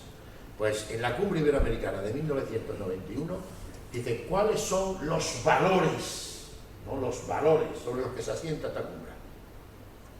Democracia, derechos humanos, desarrollo. Todavía el concepto de desarrollo sostenible era muy débil, no estaba muy asentado. Desarrollo social, se insiste mucho en el concepto de desarrollo social. No dicen nada de la paz, lo dicen así, pero nada específicamente. Cogen 3 valores, esos 3 valores muy asentados, y dice el cuarto, vigencia del derecho internacional. Qué curioso. ¿Por qué lo hacen? Bueno, mi explicación es, yo no estuve en el proceso de elaboración de la carta, estuve allí en el ministerio, porque estaba trabajando en aquel momento sobre ese tema, pero no estuve en el proceso concreto de la elaboración de la carta. Yo pienso que como era la comunidad iberoamericana y nosotros somos el origen del derecho internacional, ¿no? Y al mismo tiempo, como existe un fuerte derecho internacional americano, un derecho iberoamericano y un derecho interamericano, pues a lo mejor fue un brindis, ¿no?, a la labor que ha hecho España y que han hecho el resto de los países iberoamericanos en favor del derecho internacional. Pero en la carta, en la Agenda 2030, como usted me pregunta, yo no veo una referencia más allá de esa genérica de que nos inspiraremos y lo haremos en el marco del derecho internacional, que lo dice, si no recuerdo mal, 2 veces, pero de manera muy breve. Muchísimas gracias por su reflexión y por sus preguntas. Yo una pequeña cosita, si no hay, porque la pregunta de Carlos y esta reflexión me resulta totalmente de actualidad. Yo creo que estamos viviendo en general, y esto se aplica especialmente también a los ODS, un momento de despositivización. Se está despositivizando todo el derecho y entonces lo que eran normas se transforma en discusión ideológica. En eso estamos y de ahí viene también la polarización. Y yo veo que lo bueno que ha tenido los ODS, y tú lo has señalado, Castro, ha sido el procedimiento de los ODS, rompen los cánones clásicos. Y eso está muy bien porque democratiza también la elaboración de las normas en el derecho internacional. Pero en el momento en que se llega a ese punto, para que luego se cumpla, hay que dotar de valor positivo. Y eso tiene que ver con que si el concepto se abre demasiado también, incorpora tantas dimensiones, es imposible definirlo en términos jurídicos. Y es imposible luego aplicarlo a través de procedimientos jurídicos que lo que contraen al fin, o lo que comportan al fin y al cabo, es lo que tú decías, la obligatoriedad, la vinculatoriedad. Porque entonces nos transformamos simplemente en un desideratum sin ningún tipo de compromiso, ni por parte de los Estados, ni por parte de la comunidad internacional, ni por parte del ciudadano en última instancia. Por supuesto, de las universidades ya ni hablamos. Y eso es lo peligroso, porque entonces sí, el desgaste de las palabras, el desgaste del esfuerzo va a ser tal que nos vamos a encontrar en una situación, siendo pesimistas, peor de la que veníamos. Porque ¿qué tenemos? El concepto de desarrollo sostenible en boca de todo el mundo, pero carente de cualquier base y de cualquier exigencia. A mí eso sí que me preocupa bastante. Entonces veo muy positivo cómo se ha llegado a las ODS, cómo se han plasmado los ODS, pero la parte de implementación, de aplicación, ahí hay que retomar lo jurídico y retomarlo con toda su fuerza, porque entonces corremos el riesgo de banalizar. Y si banalizamos, ¿qué es lo que pasa con el concepto de desarrollo sostenible? Estamos involucionando. Efectivamente, muy bien. Y disculpe, como decía usted que era catedrático de ecología, que se me había olvidado, lo había notado aquí, que efectivamente el desarrollo suma la palabra sostenible, yo creo sinceramente, fundamentalmente por la cuestión medioambiental. Es decir, es la cuestión medioambiental la que le da el apellido de sostenible, de sostenibilidad. No se lo da lo social, no se lo da lo económico. Ahora, una vez ya que ya se le ha prestado a la palabra desarrollo, la palabra sostenibilidad, sostenible, efectivamente lo económico y lo social penetran en lo sostenible también. Eso ya sí, pero quien lo presta realmente yo creo que es lo medioambiental, el medio ambiente. Más que tenemos tanto sobre el medio ambiente, tenemos tanto elaborado, se había avanzado tanto en materia del medio ambiente que había que darle una salida conceptual. Eso es lo que se hace en 2015, darle una salida conceptual al principio, a lo que en su momento nosotros llevábamos, y la profesora Madalena Martín se acordará, el principio de protección internacional del medio ambiente, el PIMA, decía yo en clase. Ya no lo digo nunca, ¿verdad? Pues muchísimas gracias, profesor Díaz Barrado. La verdad es que ha sido un placer. Vamos a dar unos minutos de descanso y pasamos ya directamente a la mesa redonda. Muchas gracias. Muchísimas gracias. Muchas gracias. Entonces vamos a seguir con el orden marcado también en el programa, de tal manera que voy a darle la palabra en primer lugar a nuestra querida amiga y compañera Alice Trindade de la Universidad de Lisboa, porque ella ha sido una de las coordinadoras de estos ODS y bueno, un poco para que traslade sus impresiones sobre cuáles han sido los resultados que hemos conseguido con esta monografía. Muchísimas gracias, Alice. Gracias, Magdalena. Y debo decir que hice unas notas porque eso de hablar en español necesito de una ayuda. Entonces agradezco la oportunidad de estar aquí representando a mi Universidad de Lisboa y a mi facultad, el Instituto Superior de Ciencias Sociales y Políticas, para colaborar en esa mesa redonda de presentación de nuestro libro. En la persona de sus editores, el profesor Juan Antonio García Galindo y profesora Magdalena Martín Martínez, quiero saludar a todos los participantes con una mención especial a todas las compañeras en la tarea de coordinación de secciones de la reciente publicación de este libro. Esta coordinación nos ha brindado la oportunidad de profundizar juntos nuestro trabajo transatlántico en el marco de las actividades de la red. Y ahora me haría placer agradecer al profesor Castor Díaz Barrado de la Universidad de Juan Carlos por compartir con nosotros su conocimiento de los ODS y por esa contextualización y reflexión sobre los ODS. Muchas gracias. Los retos de estos objetivos son inmensos y para no perder completamente el foco de la audiencia y mi propio enfoque, me limitaré a mencionar los que plantea el ODS 16 que hemos tratado en la sección del libro que ya he mencionado. Quisiera añadir unas palabras de agradecimiento a todos los coautores. Ana Slimovic del CONICET, Instituto de Investigaciones Gino Germani de la Universidad de Buenos Aires, Juan Antonio Dip de la Facultad de Ciencias Económicas de la Universidad Nacional de Misiones y a mis colegas del Instituto de la Universidad de Lisboa, Isabel Soares, Rita Murín y Raquel Baltazar. La misión de la universidad es muy amplia y por esta razón puede encontrarse en muchos de los ODS, ante todo el número 4, que está aquí también, y que se refiere especialmente a la educación. Sin embargo, para lograr un objetivo concreto tenemos que diseñar una estrategia y empezar el camino caminando con medidas parciales y factibles que contribuyan al objetivo final. Esto es un principio sencillo, pero importante y que tiene que ser ajustado a las condiciones locales. Con respecto al ODS 16 se establece, y cito, promover sociedades pacíficas e inclusivas para el desarrollo sostenible, facilitar el acceso a la justicia para todos y crear instituciones responsables, eficaces e inclusivas a todos los niveles. Nos hemos involucrado en esa parte final, instituciones responsables, eficaces e inclusivas. Y aún así tenemos un vasto campo de acción para la institución que nos ocupa, la universidad, y concretamente la universidad en un contexto geográfico, iberoamericano y lingüístico, el español y el portugués.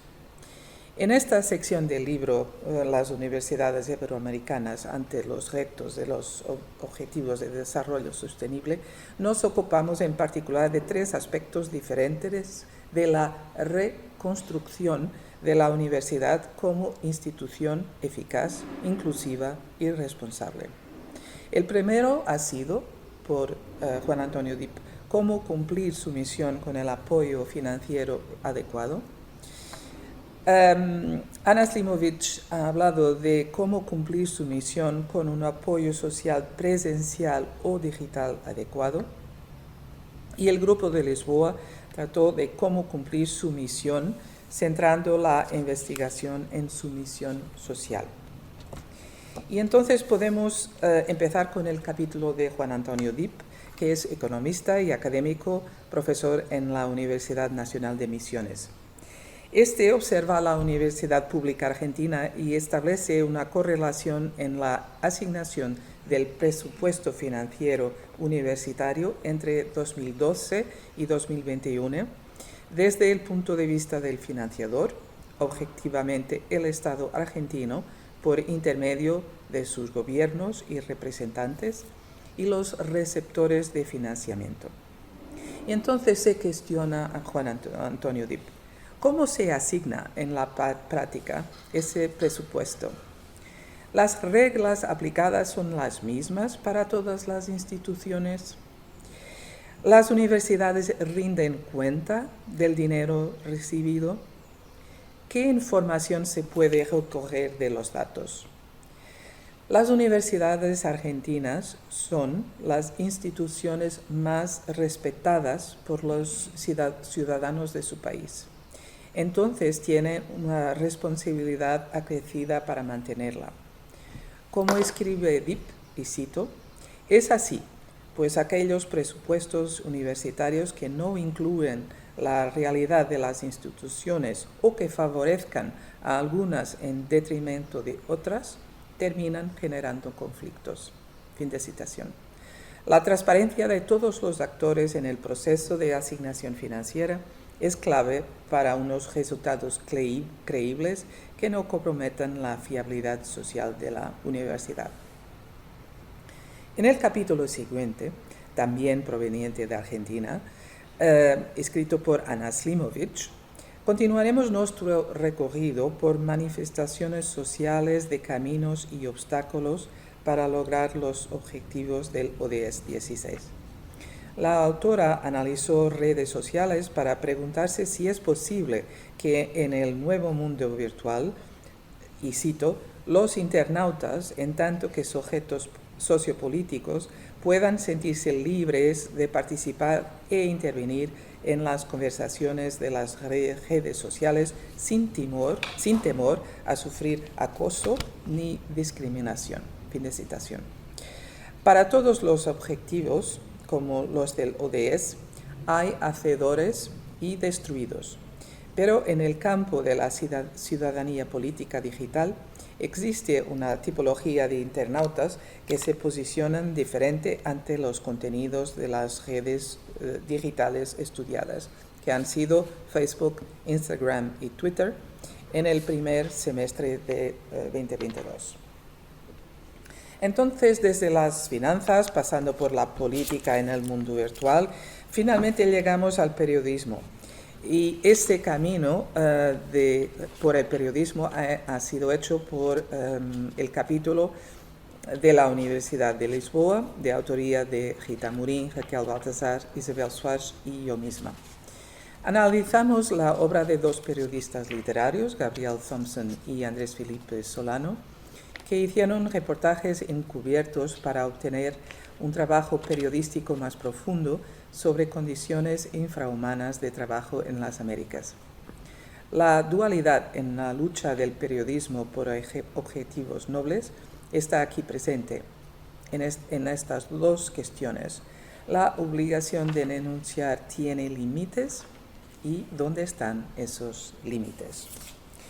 Solo para terminar, me gustaría acordarles que las universidades reflejan la sociedad y esta se refleja en ellas.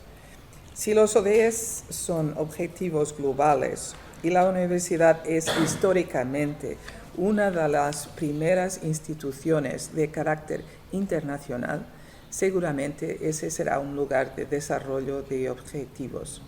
Esperamos solo que podamos tener éxito en nuestra misión. Muchas gracias.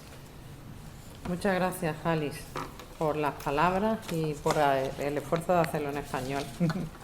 Evidentemente, ninguno de nosotros podríamos hablar en portugués como tú hablas el español, además dotado de ese contenido. Gracias.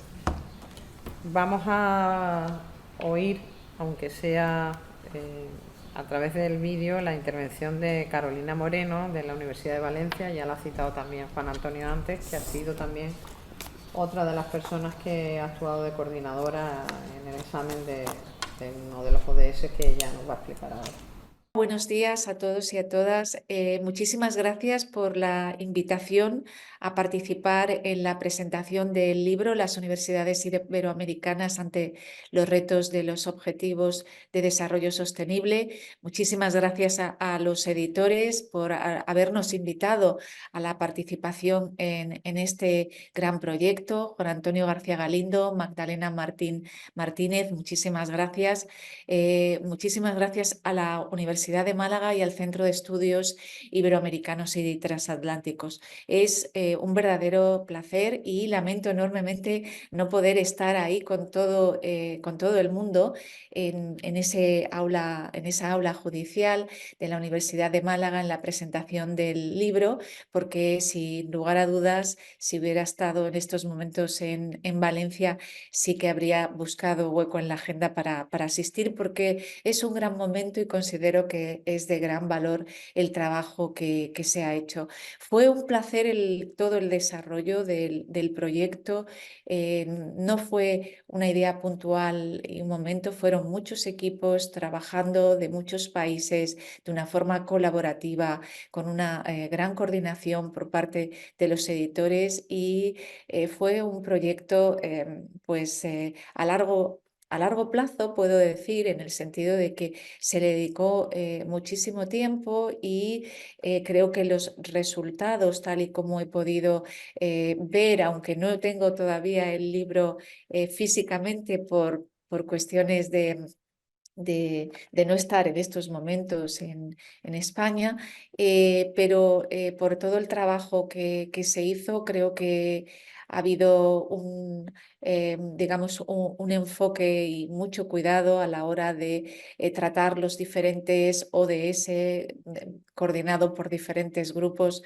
Como digo, una experiencia absolutamente gratificante y de la que tanto mi equipo como yo estamos muy orgullosas. Nosotras trabajamos el ODS 10, reducir las desigualdades entre países, y tratamos de concentrarnos en 4 estudios que fueron realizados. Uno lo realicé yo misma y después mis compañeras Ana Serra, Paula von Polheim y el último en Parvengut.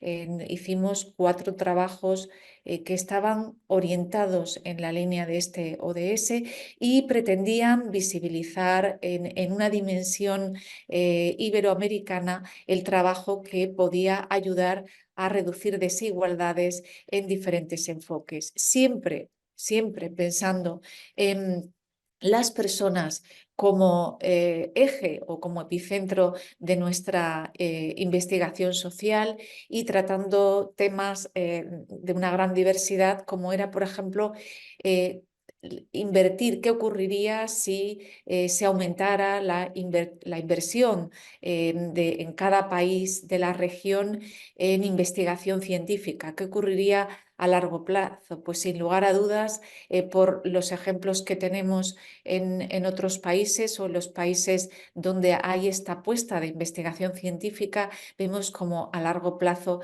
mejora la calidad de vida de las personas, mejoran principios, se minimizan las desigualdades y se puede afrontar el futuro y los retos de una manera más completa.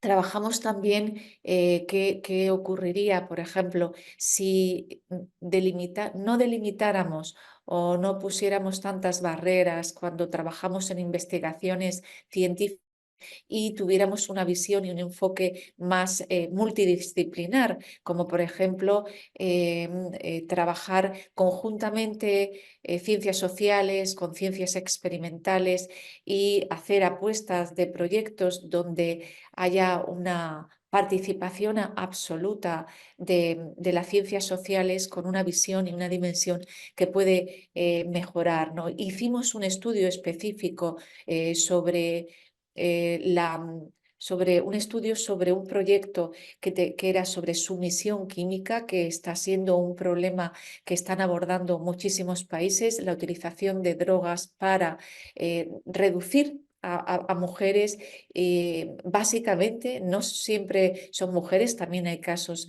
de hombre, pero especialmente y prioritariamente a mujeres para poder cometer agresiones de carácter sexual, abusos y para cometer delitos, dado que hace que las personas pierdan su voluntad y su capacidad de toma de decisión. Y en ese caso se expuso como ejemplo prioritario el trabajar con una dimensión social muy fuerte, y es integrar a mujeres que habían sido víctimas de estos problemas y personas de la sociedad en general desde diferentes ámbitos para abordar este reto. Por lo tanto, la integración de las ciencias sociales con esa dimensión del ser humano, ciencias sociales y humanidades en general, para poder abordar retos científicos, mejorar la inversión en investigación, luego hacer que haya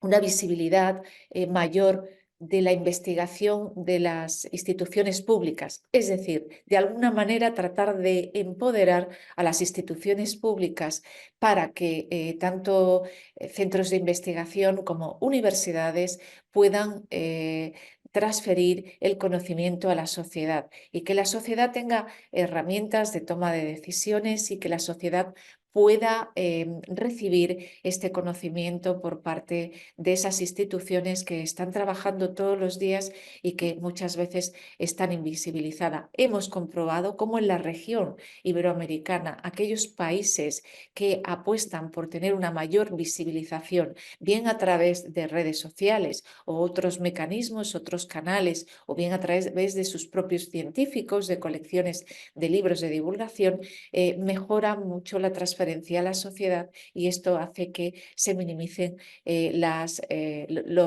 retos, ¿no? Se minimicen las desigualdades, los retos de este ODS 10.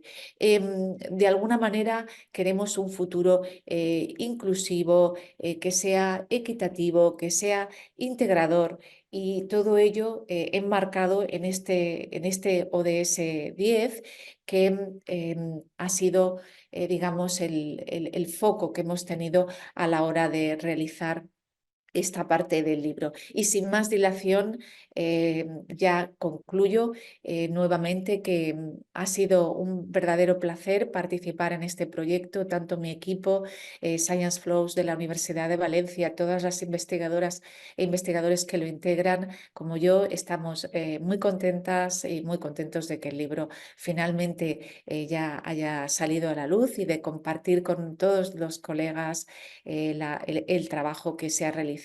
Muchísimas gracias, y que el libro tenga mucho éxito, pero sobre todo que sea un referente. Gracias.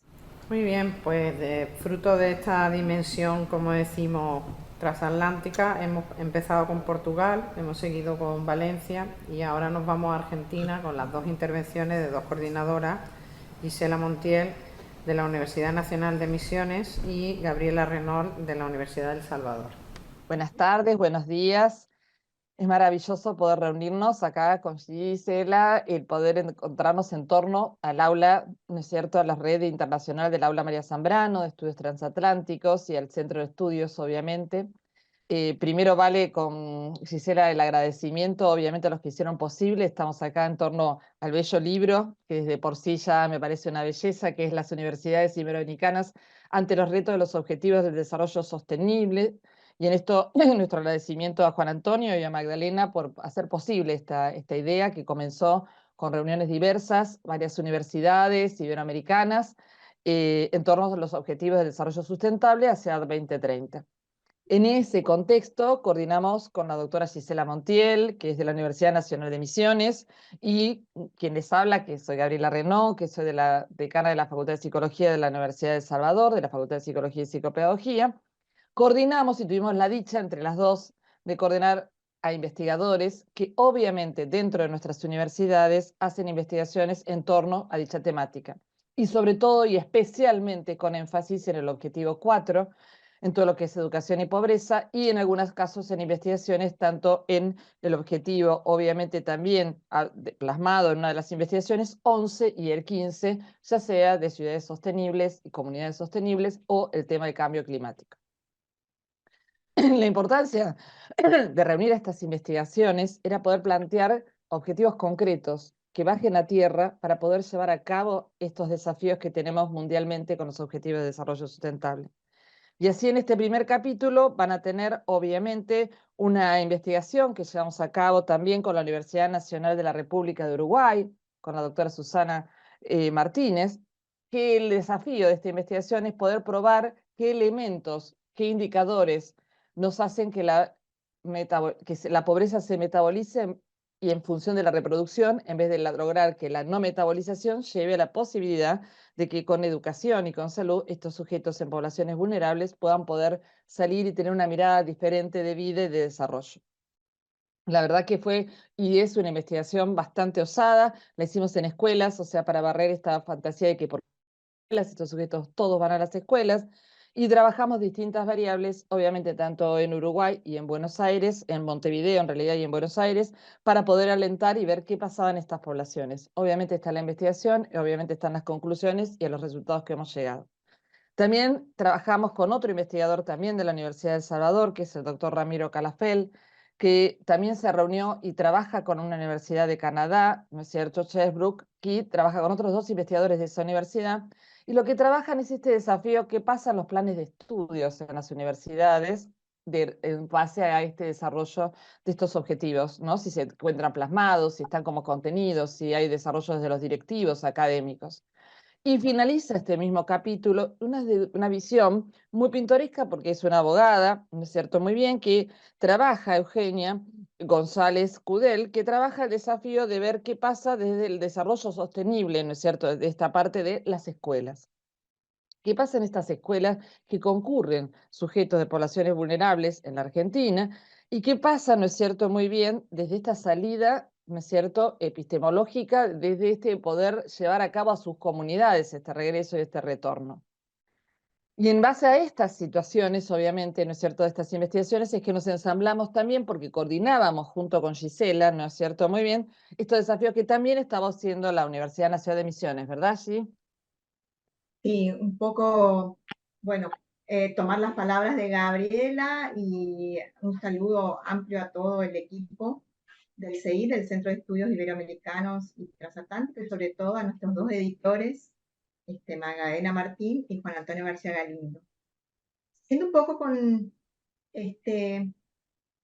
la posta que me deja Gabriela en cuanto a nuestro objetivo, que fue tomado el objetivo 4 de las ODS, en nuestra universidad se planteó mucho también en base a un modelo, digamos, de investigación aportado, cómo visualizar o cómo promover los aprendizajes o la educación más inclusiva y de calidad. Uno de los vectores o ejes del entramado era el emprendedorismo y la innovación sobre bases de la educación, ¿no? Así que se hicieron varias mediciones. Hay un equipo que viene trabajando hace más de 15 años en todo lo que es este recorrido de insertar, digamos, herramientas. Después hubo otra fase donde empezamos a promover algunas de estas herramientas para que el emprendedorismo no solamente sea, como siempre lo decimos, una técnica más dentro de un espectro, digamos, o una paleta muy, por ahí con mucho marketing, si la quiero poner en el ámbito más, digamos, de la ciencia económica, acá, con mucho marketing, pero que hacia adentro de nuestras universidades, hacia adentro de nuestras instituciones, todavía es como que hay una resistencia desde la educación más formal o de las disciplinas más formales o las ciencias más duras en incorporar. Por un relevamiento que nosotros tenemos hechos sobre las universidades públicas, las carreras que por ahí más insertaron en sus planes de estudios son las ingenierías, porque han puesto en su planificación de carreras. Esto conlleva a que ellos dentro de sus programas tengan motorizado todo lo que es el emprendedorismo y la innovación. Así que vemos como una ventana muy amplia como para seguir desarrollando hacia un marco más extenso.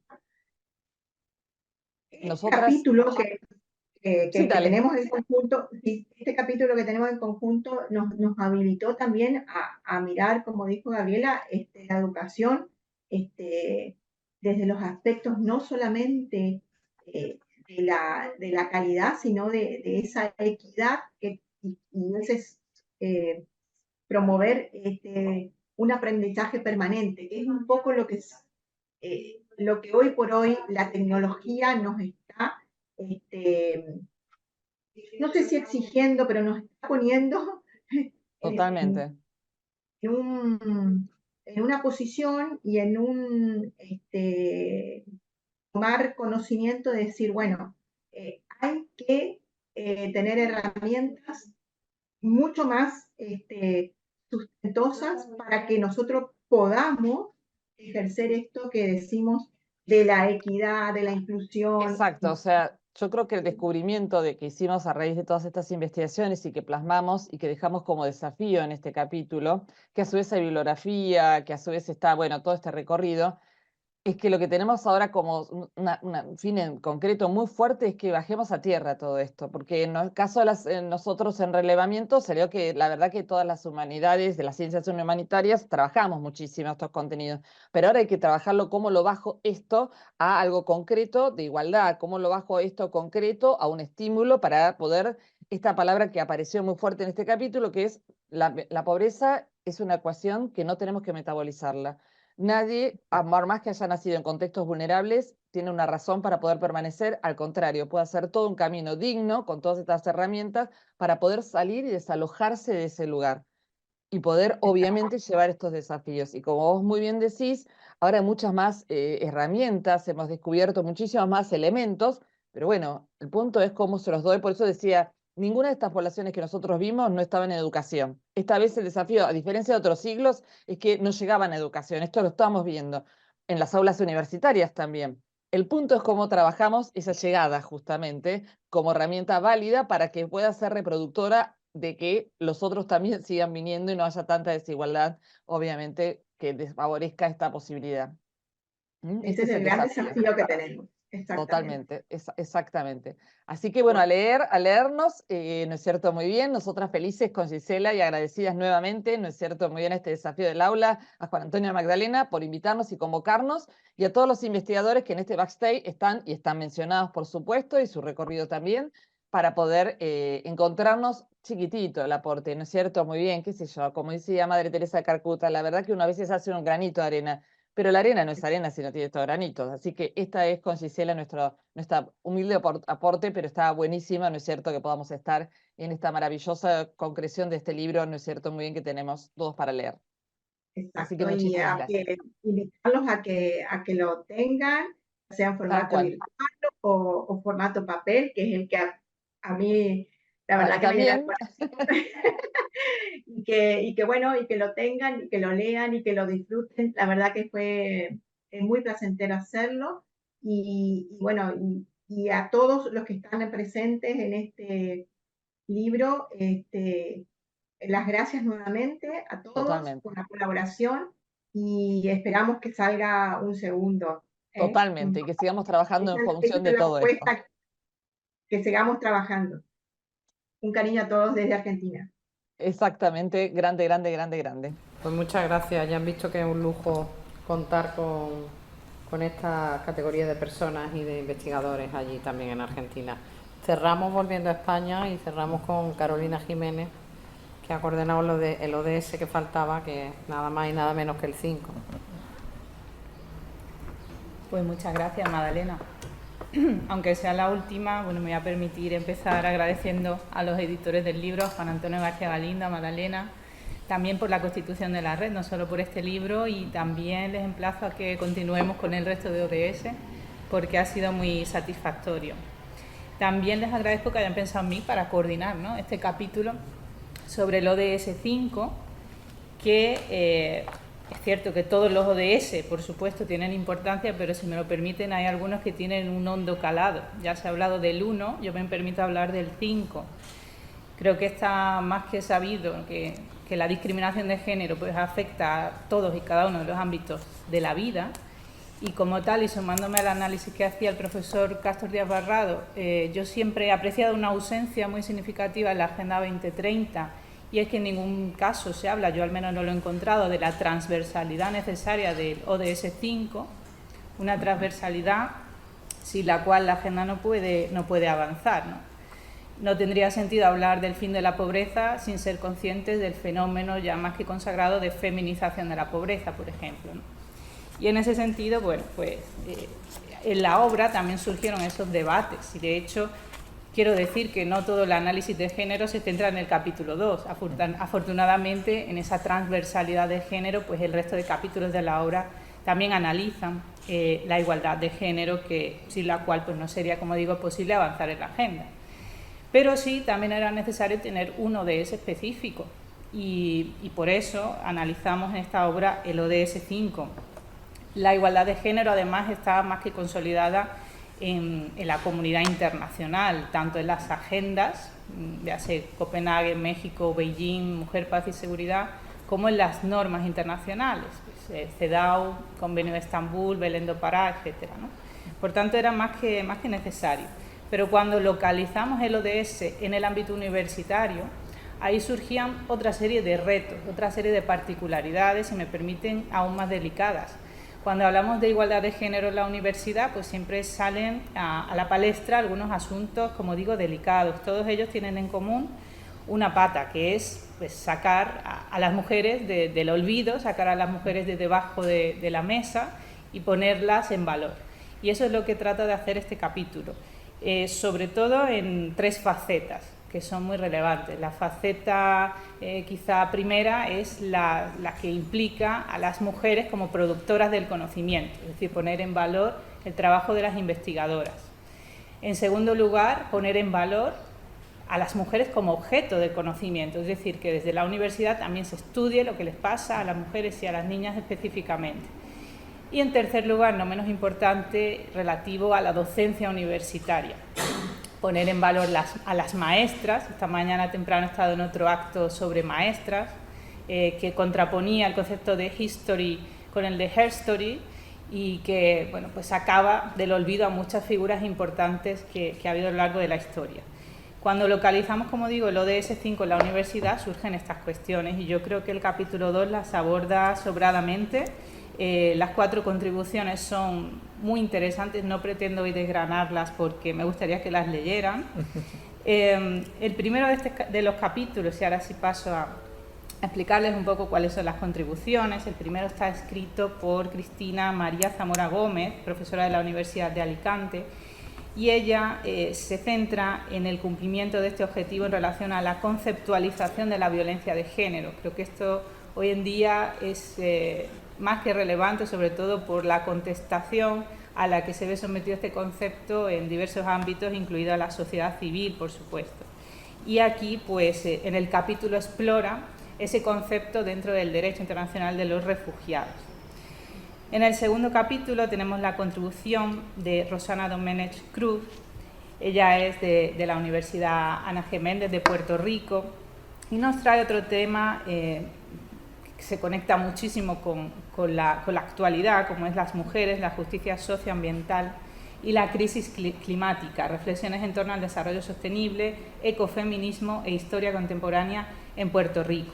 Y aquí la autora pues, se centra en esa relación entre feminismo y ecologismo, un ámbito en el que además han liderado las mujeres, pero hay muy poca literatura que haya expresado de manera profunda cómo estas mujeres han liderado los movimientos, cómo son ellas la mayoría de integrantes de esos movimientos. Y, como digo, esto es una arista fundamental, poner en valor estas investigaciones que han sido poco reconocidas en el ámbito universitario. En tercer lugar, tenemos un capítulo que han realizado Alberto Pena Rodríguez de la Universidad de Vigo y Aida María de Vicente Domínguez de aquí de la Universidad de Málaga de Comunicación, que se titula Doctores con faldas, comunicar la igualdad de género en la universidad divulgando sus hitos históricos. Y aquí nos hablan de una cuestión fundamental a la que yo me refería antes, que es el acceso de las mujeres a la academia, ¿no? Al mundo de la academia, a las universidades. En este caso se centran en España y Portugal. Y también pues, hacen una crítica demoledora de cómo las mujeres han quedado fuera de la universidad durante pues, muchas décadas, y además poner en valor algunas pioneras en estos dos ámbitos de España y Portugal, pero yo les animo también a leer este capítulo. Y el bloque lo cierra el compañero también de la Universidad de Málaga, Antonio Cuartero, de la Facultad de Comunicación, con el título Memorias, soledad y desarraigo, la España vacía, narrada por periodistas y escritoras. Es muy interesante la conexión que realiza el profesor Cuartero, porque además de conectar el ODS 5 con la España rural o el ámbito rural, que es también pues está muy poco trabajado, él trata de que visibilicemos cómo los periodistas han narrado la historia de esas mujeres en el ámbito rural, las dificultades que han tenido, y reflexiona al fin y al cabo sobre algo tan relevante, no solo para la igualdad de género, sino para los derechos humanos en general, que es la memoria, ¿no? La memoria, que es una palabra también importante debe ser en esa Agenda 2030. Por todo ello, pues les animo a leer este capítulo 2, siempre teniendo en cuenta, como decía antes, esa transversalidad necesaria de toda la agenda. Muchas gracias. Muchas gracias, Carolina. Con el permiso de Juan Antonio, cerramos porque creo que hemos concluido a tiempo y hemos concluido bien las dos cosas. Les doy las gracias a todos los que están aquí. Doy las gracias también al profesor Castor Díaz Barrado por habernos acompañado, y por supuesto también a todos los que de una u otra forma están ahí en el CIT, y en especial a la doctora Genoveva Novas y a Raúl, que siempre nos echan una mano y son parte indispensable del trabajo que realizamos. Quedamos convocados, creo que tenemos retos. Nosotros tenemos retos y metas. No sé si 129 o 100 o los que nos faltan de los ODS, pero desde luego vamos a seguir trabajando y vamos a intentar seguir fortaleciendo esta comunidad de conocimiento que hemos creado. Y con esto creo que podemos cerrar. Sí, sí. Sí.